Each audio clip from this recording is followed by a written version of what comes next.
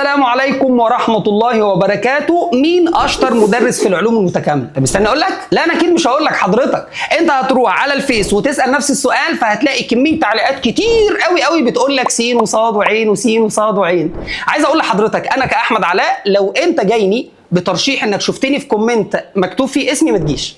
انا اللي بقول لك اهو. ليه يا مستر؟ يعني اصل حضرتك في اكونتات فيك كتير جدا، في اكونتات كدابه كتير جدا للاسف بنشوفها وهي مزيفه وهي غير حقيقيه، وحضرتك ده كذب وتضليل. اوعى تمشي ورا الكذب والتضليل ده عشان دي تبقى اكبر كذبه ابريل في العلوم المتكامله. ايوه يا مستر، امال اعمل ايه؟ يعني دور على 5 اشخاص لازم اعرفهم، انا ما عنديش صحاب ومقطوع من شجر. دور على اي 5 طلاب في الشارع كانوا اولى ثانوي وطالعين تانية ثانوي واسال ال5 مين اشطر مدرس وامن مدرس واصدق مدرس محترم اروح لعلوم متكامله في اولى ثانوي. هيقول لك اختار من ال5 اكبر عدد من ال5 هيقول لك فلان.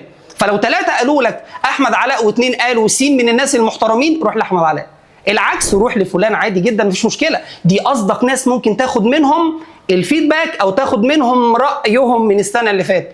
انما تاخد رايك من التعليقات على الفيس. انا ممكن دلوقتي وانا قاعد اجيب لك 20 اكونت فيك لو انا شخص مضلل وقليل الربايه، ممكن اجيب لك 20 اكونت فيك عادي جدا يقولوا لك في التعليقات احمد علاء ده بيطير بجناحات، بيرفرف عادي، بينور وشه عادي جدا، تخش تبص في خلقته تفهم الماده. هذا كذب وضلال، اوعى تمشي وراه. ودي اخر كذبه، وان شاء الله مش هنقول كذبات تانيه باذن الله. اشوفك على خير في حاجه جديده باذن الله تفيدك وتقدرك. السلام عليكم، مع السلامه.